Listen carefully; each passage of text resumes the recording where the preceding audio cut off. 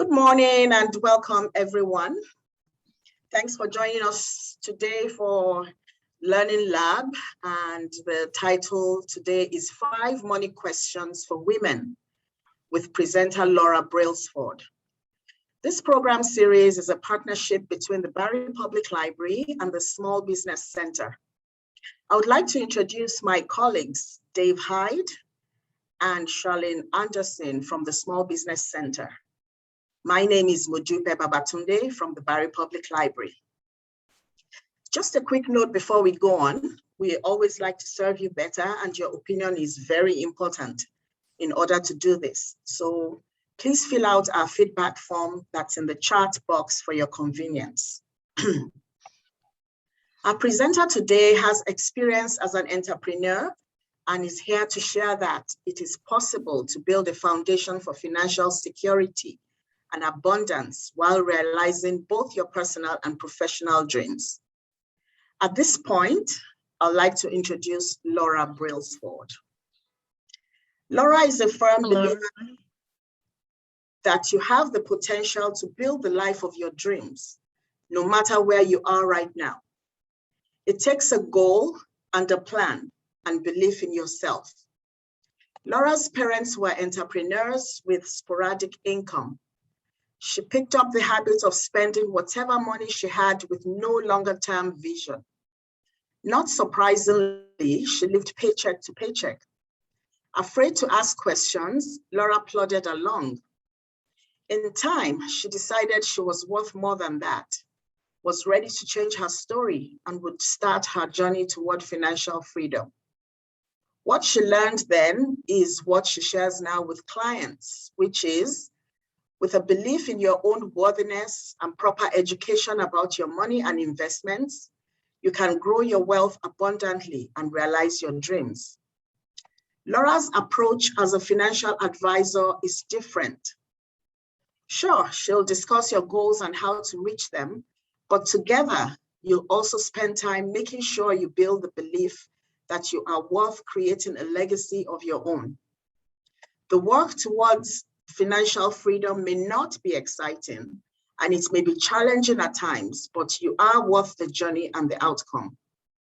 Laura wants you to feel in control of your money and secure in your future. So she'll explain things in everyday terms, will show you options in order to consider any trade-offs. When Laura recommends an investment, she will always explain why it is the best one for you and your goals. And above all, no question is a dumb question. Before joining Edward Jones, Laura co-owned a restaurant, worked in food distribution, hospitality, and sales, and was a dance and yoga teacher. Now, as a financial advisor, Laura can merge her business sense, entrepreneurial spirit, and philosophy of mind-body-life connection to make a difference for clients. Outside of work, Laura relishes quality time with family. They have a busy household with 2 8-year-old daughters. In her free time, Laura volunteers as a dance and yoga instructor. Now, so much about Laura. Now it's your turn. Let's talk about the road to reaching your dreams. And now I'll hand it over to Laura. Thank you. Thank you so much. Thank you. I really appreciate this opportunity and really the chance to talk to people from a very real and authentic place. The financial world has kind of earned a rap where it's complicated, or, you know, for those who are wealthy. A lot of people think that they don't deserve to have an advisor, or to deserve to work with somebody until they have hundreds of thousands or millions of dollars, and that's not the case. And I really entered into this world because I really didn't know what I was talking about. I had all these opportunities that were given to me, you know, the restaurant, and I had a shoe company and a jewelry company, and I never seemed to have a shortage of opportunity. And somehow I squandered everything. And I just ended up, you know, on my most profitable year, I filed for a consumer proposal. I filed for bankruptcy. And that was on my most profitable year. And I thought, what am I doing wrong? Why can I not make this work? Why can I not seem to understand how to leverage my money, how to pay myself, and how to really create sort of a platform to grow from? And I know there's a lot of people out there like me. So I had this opportunity because opportunities do come to me. I had this opportunity to work for Edward Jones. And when they first approached me, they said, would you like to become a financial advisor? And I almost laughed in their face. I thought, this is ridiculous. I don't know anything about money. I don't know anything about investments. I'm, barely keeping my head above water right now. And they said, the reality is we can teach you the financial part. What we need from you is the relationship building, the communication, the authenticity. It was really about the fact that I was a real person, that down to earth, didn't study this in school, wasn't coming out of university with my head in the clouds and my nose up in the air saying, I will only work with certain people. I was coming from a place of like complete lack of understanding, complete lack of education, complete lack of knowledge. And they said, we'll educate you. Now go in and find people like you who really need the help. And that's what I do. So I really focus on, yes, I've got, your high net worth individuals that I work with, but I really focus on primarily women who are going through a transition, women who are, finding that they're missing that education, women who maybe have gone through a divorce, or maybe sold a house, or maybe they're trying to launch their own business and don't know how. I teach them how to pay themselves. I teach them how to leverage what they have and work with really any sort of money. So let's talk about what that looks like. And let's talk about why and how, and we'll talk 5 money questions for women. So I'm going to share my screen for a moment. I've got these slides. They're interesting. The format's not as nice as I would like it, but that's okay. So the 5 money questions for women, and it really comes down to knowledge and understanding and being able to ask those questions. And you're right. People don't want to ask the questions because they're afraid. We are so fearful of sounding dumb or uneducated that we just don't ask the questions. And that was me. So at one point in time, I was working, in my early 20s, I was working at a restaurant in Toronto. And the restaurant in Toronto happened to be right in the midst of the financial district, right at the corner of Bay and Wellington, high-end Japanese restaurant. And every single one of my clients was a financial advisor or working in the banking system somehow. And day in and day out, I would serve these people with all of these ideas and these dreams and these goals and these aspirations. I would serve these people feeling less than because I was only a server, feeling less than because I hadn't figured it out. And what I did is I would serve them, and you think I'd ask a question, but I didn't want them to think that I was stupid. I didn't want them to think that I didn't have the education or the knowledge or the smarts to already know. We think that we should already know. And the reality is we aren't taught. We aren't taught in school. We're often not taught by our leaders in life, our teachers in life, our parents, our family. And the other reality is we're often born into a set of knowledge. We're often born into a set of financial acumen, and we're often born into what we think we are worth.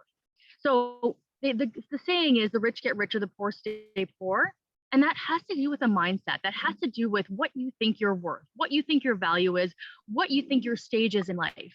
And I'm here to debunk all of that, because whether you're born into riches or scarcity, there are ways to create your own wealth, your own abundance. And the reality is it has to do with starting right now. Let me just flip my slide. And once again, it starts with connecting with your financial goals. So I always say dream big. I think I said that in my bio, actually. Dream big. What do you want out of life? Maybe it's a new house. Maybe it is education for your children. Maybe it's a car. Maybe it's a boat. My goal right now is a new boat. That's what I'm working towards. And that's a goal that I would have never thought I deserved in the past. I mentioned that my parents were entrepreneurs themselves. And it's funny because we had money. I went to, I took competition level dance. We spent thousands of dollars a year on dance. I even had a nanny for most of my childhood. But I always thought we didn't have enough money, because that's the verbiage I heard. That's what my parents told me. Oh, pinching pennies here, or we don't have enough money. It was always that mentality of not enough. So I learned not to ask for too much. And I love my mother. She's one of my best friends. But I remember one day in my adult life, I was going to buy myself some flowers. And she actually said to me, flowers are a luxury you can't afford. Well, that's not her fault. That's what she was taught. And that's what my grandmother was taught. And my grandmother's grandmother, that's how we go down through this generational changes. It always comes down to, what have you been told? And I was told I couldn't afford flowers. And I thought, I will never, ever spare myself or not allow myself these privileges or I deserve that kind of beauty in my life. So now I buy my flowers whenever I want, weekly sometimes. But connecting with your goals. So what are your goals? And really I like talking to women because women tend to have an emotional attachment to their goals. We lead through the heart, we lead through passion. And, what is your passion? And how can we make that a reality? So here's a couple questions. We're going to do a fact or fiction. So fact or fiction, nearly 60% of working individuals have calculated how much they'll need in retirement. I want you just to maybe write down that side on the side or keep that in your mind. 60% of individuals have calculated how much they'll need. Here's my second question. There's 3 of these. Women are 3 times as likely as men to report they have quit a job to care for a family member. Fact or fiction, what do you think that is? And here's my third question. Nearly 60% of women will be solely responsible for their finances at some point in life. It's amazing that in 2021, we still are asking these questions. It's amazing that we would think otherwise in 2021. But the reality is, it's true. So the first question is fiction. Nearly 60% of individuals have calculated how much they'll need for retirement. That's not the case. It is a lot less, a lot less. It's closer to about 30%. Amazing. And the reason is that, once again, it goes back to fear. We are afraid to think of the future. We are afraid to think, what if we don't have enough? We are afraid to be stuck. So sometimes we just put it out of mind, sort of out of sight, out of mind. I have 20-year-old clients, and our main goal, until they have a smaller goal, is retirement. We look that far ahead because when we're investing, we want to have a long-term goal. We want to look at the future. And if 20-year-olds start investing for their retirement now, they are just so set up in the future. They are just so set up for their future, no matter what their future looks like. The answer to the second question is fact. Women are about 3 times as likely as men to report they have quit their job to care for a family member. And that's so pertinent right now in this world that we're living in, right? So many women have reported that maybe they have the lesser income, maybe their child caring skills or their flexibilities, maybe it's a little bit easier for them to quit. But the reality is it's more women than men who are often in life forced to quit their job to care for somebody else. And I'm sure we can see that through these times, through COVID times. Our last question is also fiction. It is actually closer to 80 or 90% of women who will be solely responsible for their finances at some point in their life. Why is that? Well, the divorce rate is high, yes, that is part of it. But also women tend to outlive men. And this is not about being sexist. This is a factual thing. Women tend to outlive men. So between the divorce rate and our longevity, we often will have to be responsible at some point in our life. So the reality is we often are too afraid to take care of it ourselves. We're too afraid to educate ourselves. We often just say, it's being taken care of. It's being taken care of. It's being taken care of. And we are afraid to educate ourselves. Did you know that until the 1970s, until women could actually have their own bank account without permission from their husband? Now, a lot has changed in 50 years, but there's still some lingering facts that we just haven't stepped up 100% to really take control of our personal finances. Now, I work with a lot of husbands and wives, mostly couples. And I still encounter that thought that, oh, you know what, I don't really understand it because my husband takes care of it. That happens a lot. It happens more than I'd like to say, even in this day and age. The reality is you will likely have one person in your household, whether it be a husband or a wife, or whether it be a child, or whether it be a support or a care person, you'll have somebody in your house that's taking care of the finances primarily. Typically, jobs are divided within the household. The point that I'm speaking to, though, is the education. Do you know where your money is? Do you know how it's invested? Do you know how those investments are working for you? And the other portion of this, too, is we are often not provided that information from every investment dealer that we're working for. And I work with the banks quite often, one-to-one. I work with other financial firms as well. We are very much a community. But the reality is most financial institutions are over-inundated with clients without the support. And unless you ask them the question, they likely won't just present it to you. So no matter where you're investing right now, no matter where your money is, I urge you to take that upon yourself to ask the question, how is my money invested? And they may come to you with a very blanketed response. Well, you've got a medium portfolio, a growth portfolio. They may come to you with a very conservative response. I ask you to dig deeper. Find out how your money's being invested. What companies are you invested in? Ask those questions. 90% of people that we talk to don't ask the questions because they don't know to, but I'm urging you to do so. So here's the deal. Don't wait until you're forced to take responsibility for your financial future. Don't wait, because things change daily, things change with, pandemics and changes in the market. Things change with health. There are so many obstacles that we go through in life. Find out today, learn today, educate yourself today. It's so important. So these are the 5 questions. I talked about connecting to your financial goals. These are the 5 questions that you want to ask yourself. Number 1 is, where am I today? Where am I today? Am I living my best life? Am I living the life of my dreams? Where am I? Maybe you are, and that's great too. Where am I today financially? How much money do I have in savings? Do I have enough to get me through to retirement and then some? Have I done that financial plan? So when you know where you are today, the next step is, where would you like to be? And as I said, dream big. Do you have a house, but you want a bigger house? Do you want to be able to pay for your kids' education in full? Do you want to be able to buy that cottage, buy that boat? You want to go on a trip every single year? I do. I'd like to go on a trip every single year. So how does that work? That's step number 3. Can I get there? Is it within the realm of possibilities? I had a client the other day contact me and say, I'd like to retire. I would like my husband to retire. I would like to enjoy our retirement. His health is not as great as it could be. He's got a lot of stress at work. And, can we do it? Can I get there? And I did say to her, is that even a question to ask? If you're questioning his health, his stress level, and being able to enjoy your future, can I get there even a question? It's how do we get there? So we transform the how can I get there to how do I get there? What changes do you need to make today to go move into retirement, or to reach that goal to buy that house or that boat or whatever your highest dreams are? It's about how do you get there? And then once you know how to get there, it's about staying on track.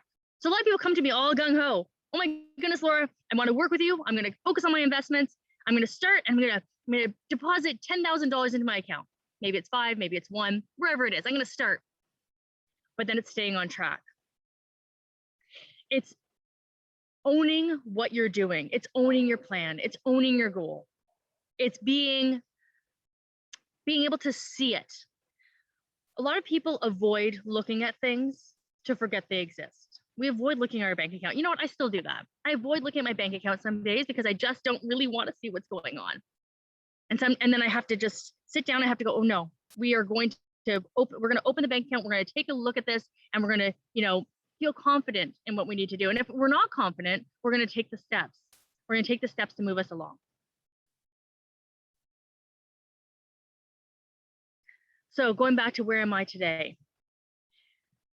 Why this is so important is because, as I mentioned before, the visual, the understanding of where you are today is so super important, because it creates, speaking of from the different places, but I talk about the mindset of where you are today. When you avoid something, when you avoid a concept, avoid looking at something carefully, you can easily, shove it under a rug and pretend it doesn't exist. Creating that platform, that organization, that spreadsheet, that we call it financial foundations, that financial plan, really helps to illustrate your starting point. And I say, no matter where you are, the key is to start. The key is to get started. And the getting started is, where am I? So I have clients who say, I don't have enough money to invest, Laura. I don't have enough money. I'm not there yet. Oh, I need to pay off debt. I need to pay off debt. I need to pay off debt. The idea behind paying off debt has a super negative connotation to it, a super negative energy. And I say to my friends, my colleagues, people that, you know, my network, I say, once you pay off that debt, what do you have? They're like, well, nothing, but I'm debt free. I'm like, that's really great, but you're no further ahead. You're just not as far behind. So getting a really super clear picture as to where you are is important because it helps to just create a visual for yourself. Where would you like to be? Okay, so what does that look like?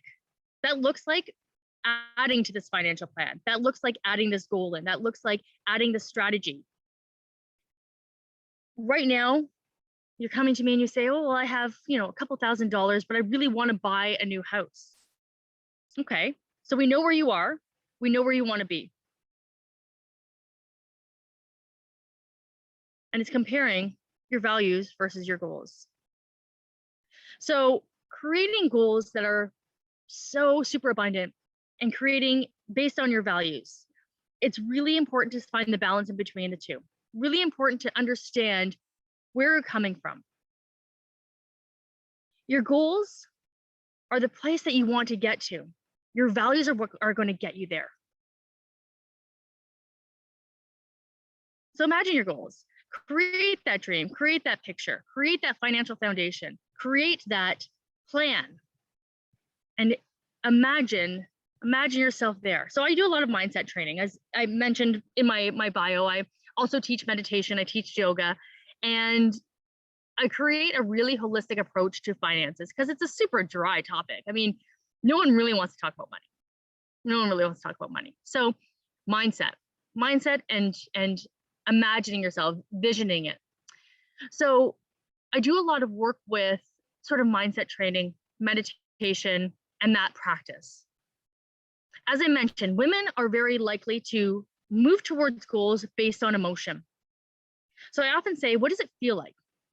What does it feel like when you've achieved that goal? What does it feel like when you've, you know, accomplished what you're setting out to? Imagine your kids graduating university, knowing that you were able to pay for that. Imagine yourself. I do this often, actually. I imagine myself sitting on the dock of my waterfront property. It's not there yet. It's on its way to me, I say. It's on its way to me. But I imagine, I close my eyes and I imagine myself sitting on that dock of my waterfront property and I think, how does it feel? How does it feel in my body? How does it make me feel? I feel accomplished. I feel joyful. I feel peaceful. So take a moment to yourself and do that.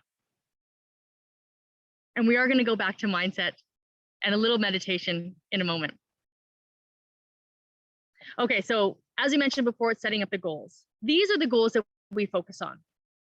So depending on your age, depending on where you want to be in life, goals are different for everyone. Now, I have to say that this is the list that Edward Jones provides, but I really focus on retirement. And why do I focus on retirement? I focus on retirement because if all of us started planning for our retirement at 20 years old, we would all be a lot more comfortable in our path. We'd all be a lot more comfortable in our future. Yes, we want to plan for education. Yes, we want to plan for the unexpected. But I say, set your goals further. Set your goals past where you are today. Set your goals way into the future.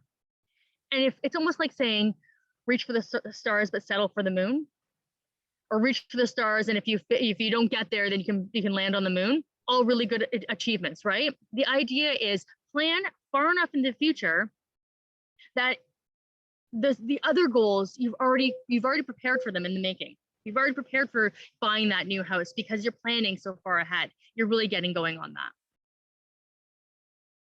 Now I'm just going to stop sharing for a moment and we're just going to chat about something.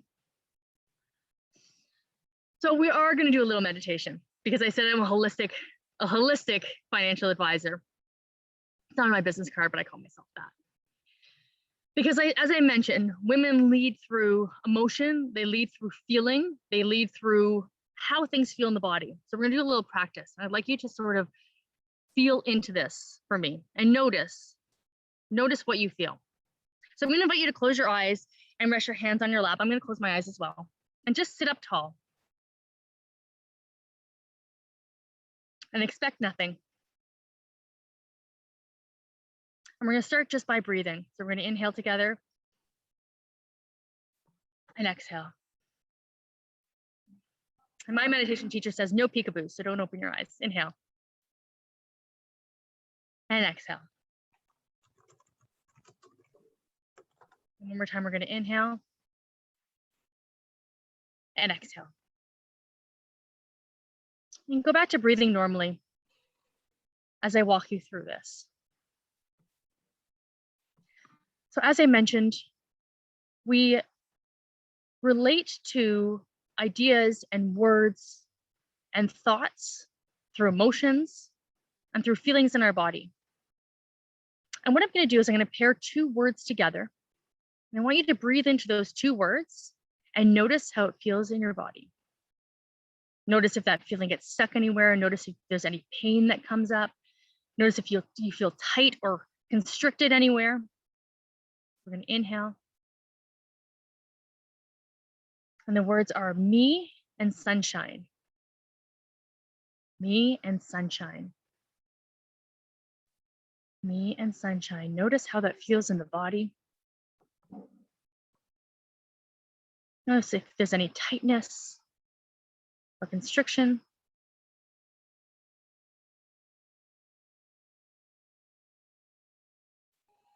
And then we're going to move on. Me and love. You're going to breathe. Me and love. How does that feel? Where do you notice that in the body?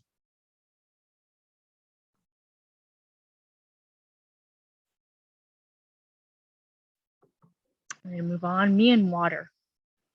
Me and water.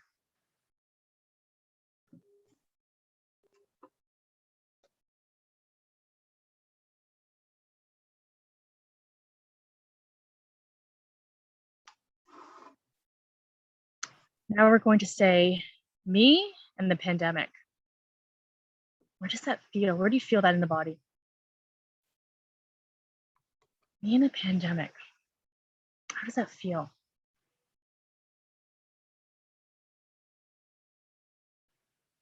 And lastly, me and money.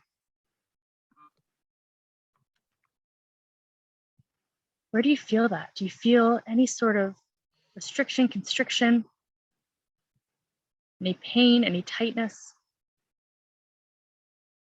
Really just feel into that and notice where it hits you. Maybe it hits you in your throat or your stomach.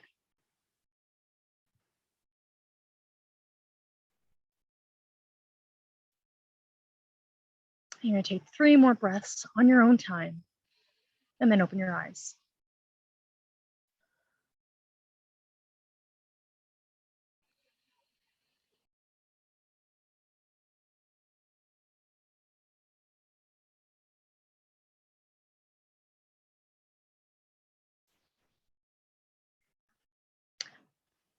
So when I was going through my change of life, because I told you, I didn't feel like I deserved to have money or wealth or abundance. I struggled. I was a single mom for a while. I struggled. I actually did a course on sort of mindset training. And that was one of the exercises we did. And I was blown away because I felt it. I could feel the constriction in my body. And it wasn't my fault. It wasn't something that and it wasn't my mother's fault or my father or my grandparents. We're of a generation, or we're moving into a generation, and then even the generations after us, who are children of people who really had very tight financial restrictions. There have been so many generations of people who really did struggle, and all over the world, different parts of the world. Maybe it was because of war, maybe it was because of lack of opportunity or lack of money in general, lack of a lot, scarcity, right? It is ingrained in us to be of a certain place, to be in a certain place. So how do we overcome that? We overcome that by really checking in to see what's standing in our way of living our absolute best life, our absolute most abundant life.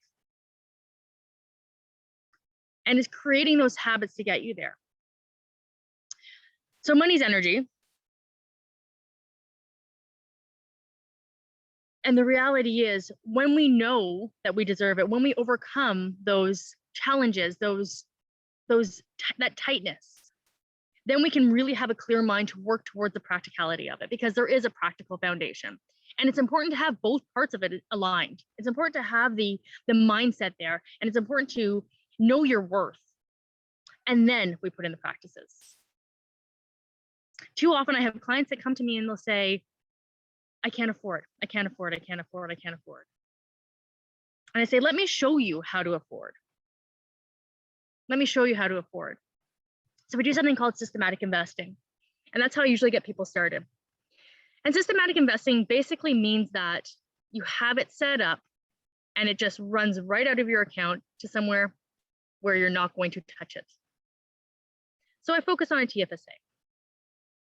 And I stopped sharing my deck because this is not really part of the script. But this is the questions that people need to know. I often start with a Tfsa. Why do I start with a Tfsa? Because you can access it.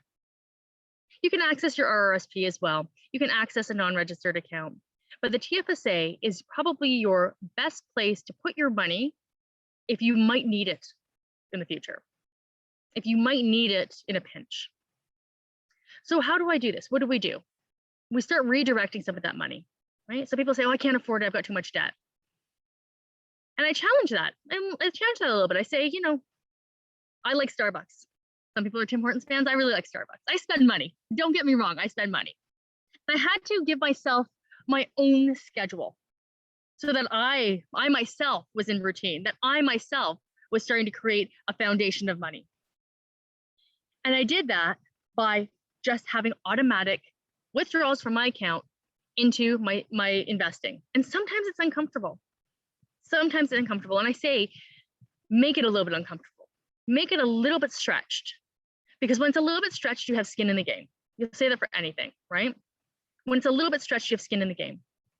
So systematic investing allows the money to go right from your bank account into your investments. The investments aside, that's for another day. We'll chat about what the investments could be in another day. But why do that? Well, because it's really easy to spend your money on other things when the money's there. I have never had a client come to me, no matter where they are financially, and say, I really miss that money. I really miss that money that I'm transferring out. Sometimes we have to adjust the amount, but they never stop it. And that is because if it's not there, you don't spend it. If it's not there, you don't buy the Starbucks, right? It's put aside, it's earmarked for something else. It's earmarked for this goal. So we start there. Now, if people say to me, oh, but I don't have enough money to transfer it out. And I'll go back to my Starbucks analogy. You could start at $25. You could start at $25. So it means I drink less Starbucks. It means I don't go and get a coffee every day. I make it sometimes. And that's the plan that you need to work on with your financial advisor, whether it be myself or somebody else. It's really important to work on that plan. So let's say you now have that $25 and it's being transferred into your investment account, no longer in your bank account. And they're like, I could increase that. Then you're increasing it to maybe $50. Then maybe you increase it to $100. And before you know it, you've got $3,000, $4,000, $5,000 set aside. It's exciting. It's exciting. And then that money's invested, right? The money's invested, and then you're seeing the growth potential of that too. You have empowered yourself to leverage your own money. So for my women in business, as there are a few of us out there, what does that look like? I go back to The Wealthy Barber. That was one of the first finance books I read. Super, super educated, really insightful, and gives a lot of key points. But the one point that I go back to is pay yourself first. If you are not paying yourself first as an entrepreneur, you are running a hobby, not a business. And that was pretty harsh, but that's the reality. No matter what you're doing, I've dabbled in MLM. I've dabbled, I had a shoe company, I had a jewelry company, I had the restaurant. And that's the lesson that I learned. I wasn't paying myself. I wasn't paying myself, and I was using all of my money. So the year that I had to file that consumer proposal, that bankruptcy, it's because I had no money left. I was running all my personal expenses out of my business because I wasn't paying myself, which means I wasn't taking an income, which means I couldn't afford my life. I thought I could. I was luxurious, and I decided, trips to New York and buying purses was more important than creating a foundation for my future. but you need to pay yourself first. And I often say, go with 20%. Can you do 20%? Most people can't. 20% is a big number. If you can do 20%, do it. The most common number is 10%. And I say, really aim for that 10%. Really aim for paying yourself 10% out of everything that you sell, all of your sales. And if you can't do 10, do 5, but do something. Earmark it, put it aside, take it right out of your account. The other challenge as an entrepreneur is we tend to use our own money. And that's what messed me up. I used all my own money. What you need to do is try and leverage your money and also get help. And what does that look like? That looks like, reaching out to the Small Business Center. I've done it before. Reaching out and finding that help. Finding, are there grant opportunities? Are there lenders out there who are wanting to help with small businesses? Reach out to those people, because there is a lot out there. There's a lot of resources out there that we don't necessarily know about. Create that foundation and work your business like a business. If I went to, I was in hospitality for a while. If I went into hospitality and worked for a corporate company, and they didn't pay me for the work I did, I couldn't live.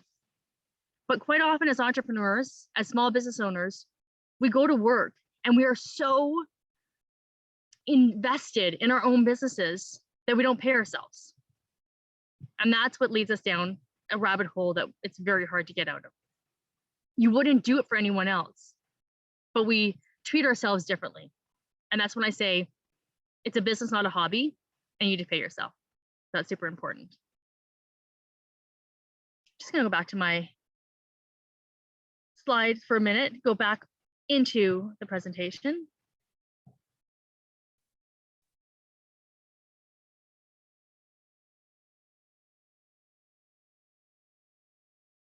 Okay, I'm gonna reshare here for a moment.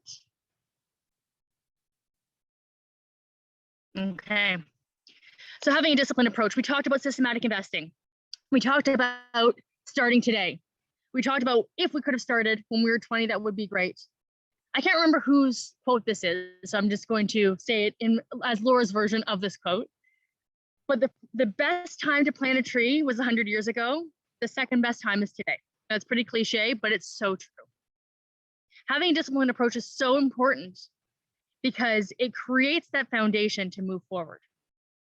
So many people come to me and say, I wish I had started 20 years ago. I also wish I had started 20 years ago. I wish that when I was bartending and serving those bankers for 7 years of my life, I wish I had given them my money and said, please make something of this. Please help me here. Please educate me. Please provide me that foundation, that knowledge. I didn't because I was too fearful and my ego got in the way. Start today. Start today by putting money aside, earmarking it for your goal. Start today by creating those goals. Stay in line. This is the most important decision that you could make in your life. It really is. It's the most important decision. It's the decision to take care of yourself, to create your own foundation, to create your own abundance, to create your own legacy. So here are the 4 C's: convenience, consistency, choice, and control. We talked about convenience, well, loosely. You can set yourself up to have that money taken right out of your account. You don't notice it. For me, I do it every Friday because I know of the whole week to make sure that the rest of my life is in order. But every Friday, money comes out of my account. It goes directly into my Tfsa. From my Tfsa, I make a decision whether or not I want to go into my Rrsp. And types of accounts is something that we don't really understand as a society. And it's something for another day. So please call me and I will explain that in further depth because it is really important to understand the difference between your accounts. Convenience, consistency, every Friday. No, but really, not everybody is prepared to set themselves for a weekly distribution. We can do bi-weekly, you can do monthly, you can do quarterly, whatever really works for you. I would sooner say do smaller amounts more frequently so that you know when it's coming out. Sometimes, yeah, the 15th of the month works, but to have it come out every week, you know to expect it. You know that every Friday or every Wednesday or every Tuesday, that money's coming out of your account. You just know it's going to happen and it's an amazing choice. Choice is when we talk about what you are investing in. Choice is when we sit down and we decide what kind of risk you're willing to take with that money, how do you want to leverage it, and what is available and accessible to you. And there's so many options out there. Cash is not really one of them. We'll talk about that another day. Control. The interesting thing about systematic investing is that you have control over it. You can stop it at any time. You can increase it, decrease it at any time. So you don't have to feel like you're tied into something that is going to give you, it's going to keep you up at night. You wake up at 3 o'clock in the morning, you're like, oh my God, there's $50 coming out of my account tomorrow and I'm not ready for it. You have control. It creates a certain level, or it requires a certain level of planning. It requires a certain level of scheduling and understanding, but it's certainly controllable and you're never locked. I'm actually going to pass by this. Okay, so we are going to briefly discuss Tfsa and Rrsp. I said we'll talk about it later, but I think that it really is pertinent. And Dave, just remind me, do we have a question and answer period, or shall I go right to 11? If we can allow maybe 10 minutes for Q&A, that would be Perfect. Okay.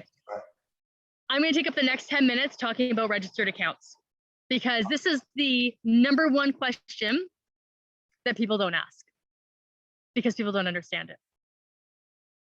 Unless your parents sat you down when you were a kid and explained this to you, I would say 90% of people don't really understand it. So a lot of people think a Tfsa is for cash.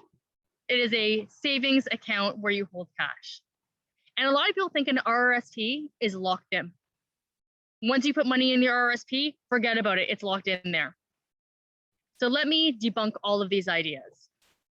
I'm going to do 3 buckets. And I think I did this in my last seminar, the foundations of investing, because this is the single most important thing to remember. You have 3 account types. There's actually a few more, but we're going to focus on the 3 most important and the 3 most relevant to, I would say, anyone that's not already in retirement. So you have a non-registered account. You have 2 types of registered accounts. Education accounts are separate, okay? Non-registered account, 2 types of registered accounts. The non-registered account is like your checking and your savings account at the bank. You go to the bank, you put money in, you take money out, you use it. There's no sort of tax assistance with it.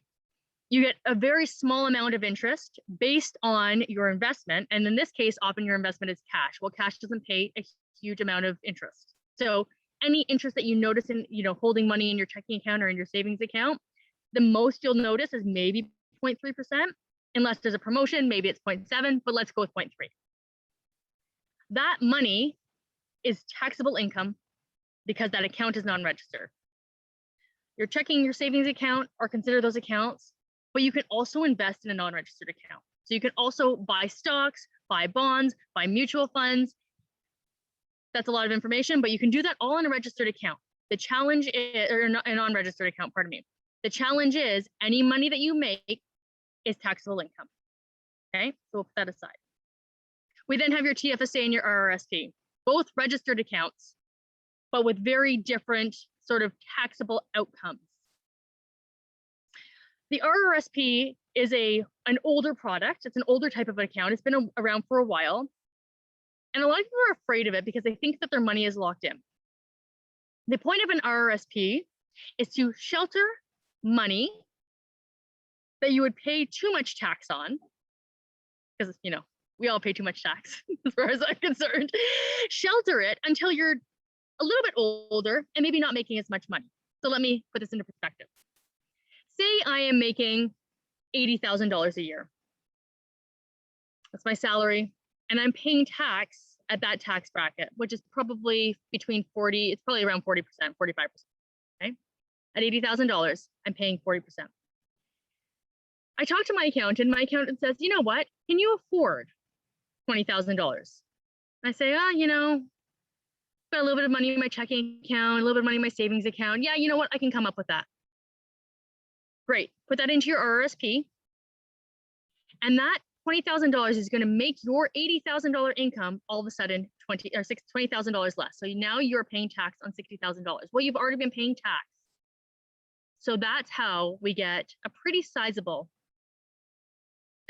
tax tax clawback. So tax, sorry, not clawback.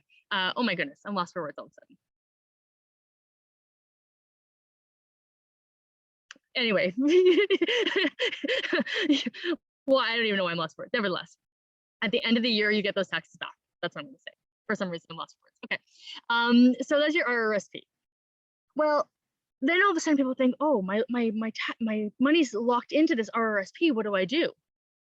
Well, the idea is that you hold that money until you do not have an $80,000 a year income. So in retirement, chances are you're not still making $80,000.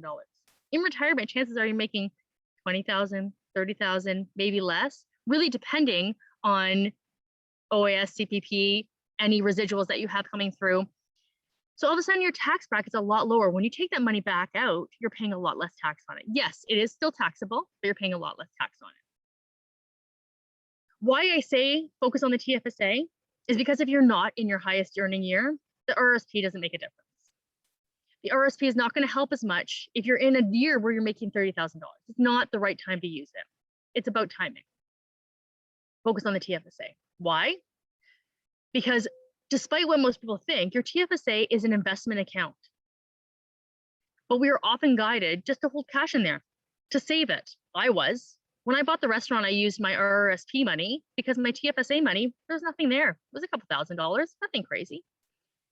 I got taxed for a crazy amount of money for using my Rrsps because I pulled it out at a higher income earning year. I should have focused on my Tfsa. So your Tfsa account, for the majority of people, have $75,500 available to them in contribution room for your Tfsa. Now, if you're newer to the country, if you're younger, it starts the year that you turn 18 and accumulates over the year. So $75,500, that's a substantial amount of investment. So putting your money in your Tfsa, you can do anything with it in there. You could keep it in cash if you really needed it. You need it to be liquid, but maybe you don't. Maybe you don't need it for a few years. Then the options are limitless. You could buy stocks, you could buy mutual funds, you could buy bonds, you could buy, you could do a lot with it within the Tfsa. Well, all of a sudden the end of the year comes around and you're like, oh, you know what? It really would be beneficial for me to use that Rrsp contribution room. Well, you can take that Tfsa money. There's a little bit of shifting to do with it, but you can move it into your Rrsp and still get your tax refund. Refund, that was the word I was looking for earlier, and still get your tax refund, but it doesn't have to be done right away. These are some of the tricks and tools. Your Tfsa money goes in after tax. It does not have any effect on your taxable income for the year. But when you take it out, it is tax-free. So the idea is you put money in, systematic investing, you put money in every week, bi-weekly, every month, every paycheck. You invest in something that's going to leverage your money. And then when you go to take it out, you're not paying tax on the money you've made. It's brilliant. It's a really good system that we have going on in Canada, actually. The Tfsa is a Canadian product. It does not correspond with anything in the US. So we're very lucky to have it, 100%. And I really do say, once you turn 18, you should be investing in your Tfsa. You should be doing it as often as possible and set yourself up with a system. I'm going to quickly in the next 3 minutes talk about the investment types, just to give a clear understanding of what you're investing in these different investment groups. As I said, most people think a Tfsa, oh, it's just cash in there. It's just a savings account. No. Let's talk about that. You can either own an investment or loan to an investment, okay? So there's fixed income investments, and then there's equity investments. A fixed income is cash, bonds, GICs, money market. A lot of those might be foreign words. Let me put that aside for a second. Your equity investments are your stocks. When you loan to an investment in your fixed income, the money that you're making is interest. In cash, it's probably like 0.1%. In a GIC, you'll know, you buy GIC 5 years, 2%, 5%. Not the greatest return, but it's there. It's money, it's guaranteed. Or you can buy a bond. Most people think they know what a bond is, or maybe they don't want to ask the question. But a bond is a certificate, it's a note, and it's basically a promise to pay. And what we're doing is we're loaning money to a municipality, a government, a corporation, in order for them to build on their infrastructure. So let's say, you know, a municipality wants to build a bridge. I'm not sure if that's municipal or provincial, but nevertheless, they want to build a bridge. I'll check the Ann Street Bridge later. I'm not really sure. That's out of my realm. Anyway, what you do is you say, here, they'll issue these bond notes. And you'll say, here, I'm going to give you $100. And they say, thank you for your $100. I'm going to give you a bond certificate that is worth $105 to be paid out in 5 years. Those numbers are average, or, you know, just rough for explanation purposes. So in 5 years, you're going to get that $105 back. With that type of investment, your money is relatively safe. You know you're going to make a little bit of interest on it, but it's not really leveraging your money to its fullest extent. It's a safer option. So that's called fixed income. Those are called income investments. Those are your conservative investments. So if you go to your bank and you say, what are my investments? And they say, you have a low risk portfolio or a conservative portfolio or an income portfolio, that's what you're looking at. On the flip side, there's equities. These are own investments. You own what you buy. So you're buying shares of companies, and they may be in the form of a mutual fund, or maybe in the form of a segregated fund or an ETF. Once again, lots of terms to discuss, or they could be outright stocks, shares of the company. So when you own your investment, you're buying a piece of the company. Let me use Microsoft as an example. I use it often. one of my top picks. So when you buy a share of Microsoft, you're going to spend $300 a share, give or take, depending on what they opened up at today. I didn't notice. You're going to spend $300 a share. My money grows when that company grows. So 6 months ago, Microsoft was at $235 a share, and now it's at $300. So if I bought 6 months ago, I would have gained the difference between $235 and $300 per share. Okay, growth. However, if I bought it today, and all of a sudden Bill Gates goes out and does something interesting again, and the markets drop, or Elon Musk decides to something on Twitter and his shares drop, then I've lost money based on the drop in the share. So it's growth. You're either gaining or you're losing based on the investment, based on the company that you're invested in. A little bit more volatile, bigger gains, bigger chance of loss. My last point of conversation before we go on to questions is a mutual fund. What is a mutual fund? What's an ETF? What is a segregated fund? So a mutual fund and an ETF are very similar in styles. Basically, you're owning portions of companies. So the mutual fund manager will go out there and they'll buy $1,000 of Microsoft, and $1,000 or $1 million of Microsoft, and $1 million of Google, and $1 million of Apple, and they'll put them all together in this one big bucket of stocks. And then you'll buy a piece of that. You own a smaller than one share fraction of each company, but you're owning all of these companies. So you're able to diversify and buy into all of these companies with a smaller amount of money. Because if you were to go out there and buy just a bunch of shares of Microsoft, you're not very diversified. What happens if Microsoft goes down? You've lost your money. So a mutual fund is a really good option for when you're starting out, because it gives you market coverage and allows you to have a balanced portfolio. Often in these mutual funds, you'll have a little bit of that fixed income as well involved. So you really do have balance. The key is not every mutual fund is rated equally. Some are more conservative, some are more aggressive, and it's having an understanding as to what you've invested in. And that goes back to investing with your values. You want to make sure that you're aligned with the companies you're buying into. Maybe you don't like Microsoft and you don't want to invest in that company. You should know whether or not Microsoft's in your mutual fund. And those are the questions to ask. So I know I just overloaded with a ton of information, a ton of systems, and a lot of my own personal story. But it took me a while to get here, and I think that everyone deserves this education and deserves to be able to really take advantage of their own financial situation and really leverage where they are today. It's all about starting right away. It's all about getting in and understanding where you are and where you want to be, and having someone to work with you to get you there. So let's answer any questions that there might be.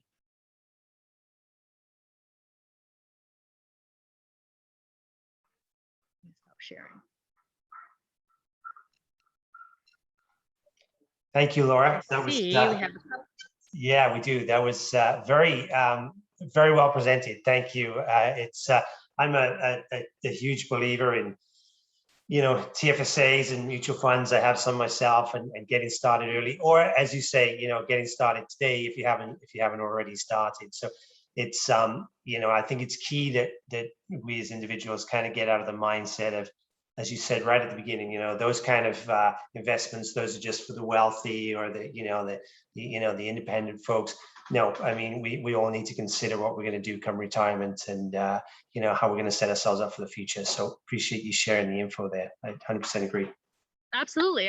Thank you. It's just so amazing how easy it is to understand once you're provided with the knowledge, once you're provided with that education. Now, I do have 2 questions here, and I can go ahead and answer those if that's okay. Oh, yeah, please do. Yeah. So Catherine's asking, how do you pay yourself first? I'm going to answer this live.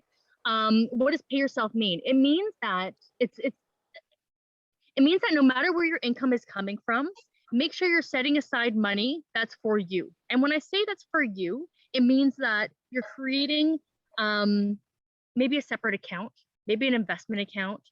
It means that you're taking money out of what you've made. Now, it's definitely more relevant for small business owners and entrepreneurs, because quite often the money that's coming in, we put it right out into our business. I did that as an entrepreneur, where I would have a show or a sale or a day at the restaurant, and I'd have all this money coming in, and it was like, okay, I got to pay the bills. Okay, I've got to make sure that I buy supplies.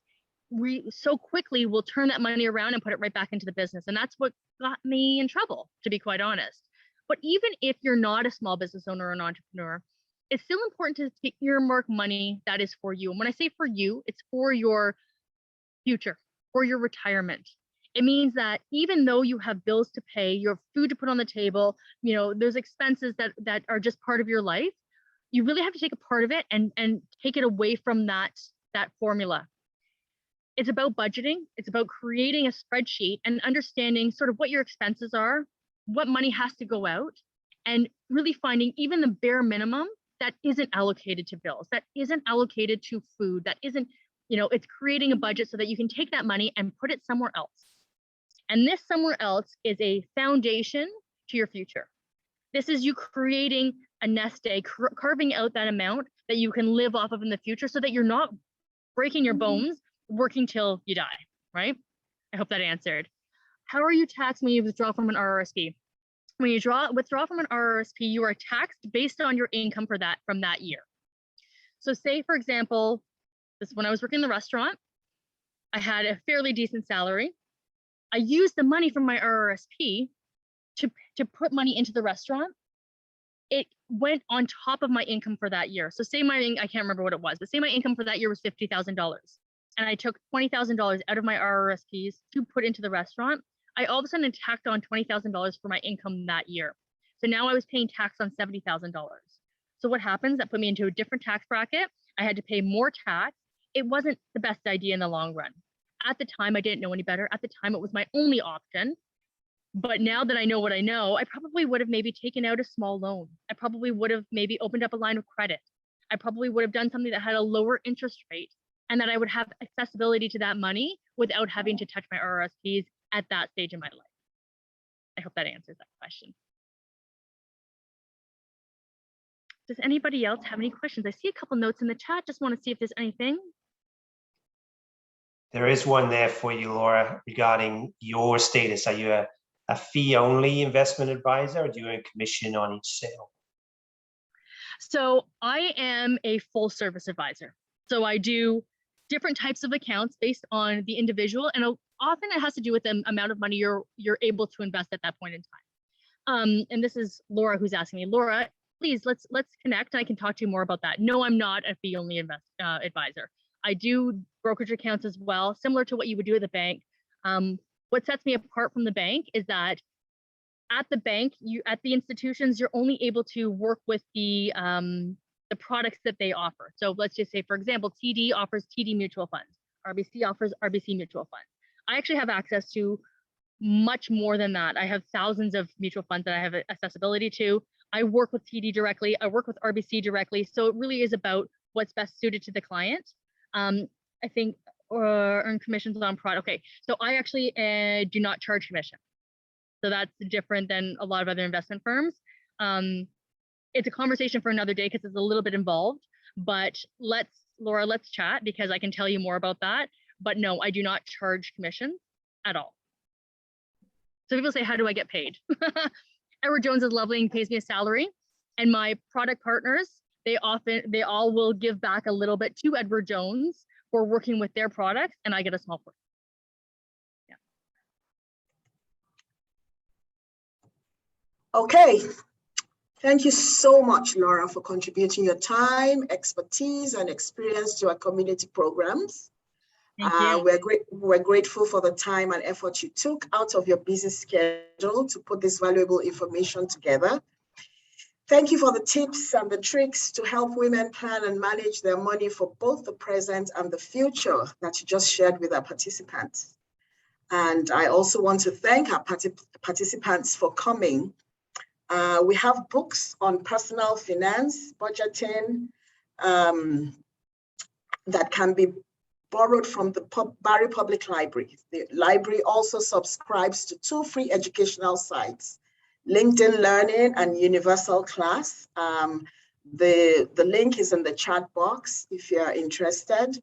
And please don't forget to fill out our evaluation form. The link also is in the chat box.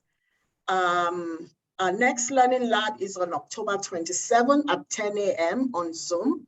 And the topic is preparing for the holidays in retail environments. I don't know if Dave or Charlene would like to talk about this a little bit.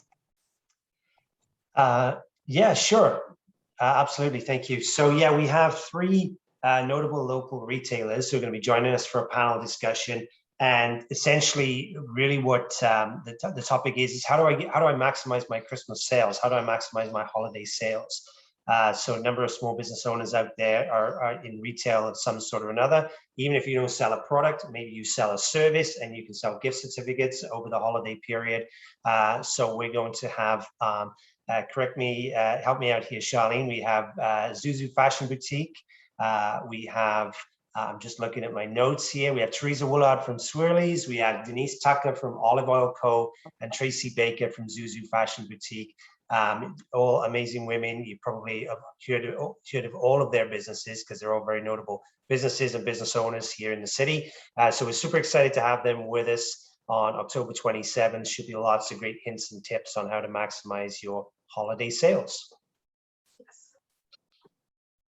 Thank you. Thank you. All right. Well, thanks everybody again for joining us. We will be sharing the video, the recording of this session and the slide deck. Actually, yes, maybe the slide deck, Laura. I'm not sure, but we'll certainly be sharing the video session as soon as it is up and ready and on our YouTube channel. We'll let everybody know. Thanks again for joining us. Thanks, Laura. Thanks, Dupe, and thanks, Charlene. Have a wonderful day. Everyone. We'll see you next time. Take care. Bye-bye. Bye. Thank you so much. Thank you. Bye now.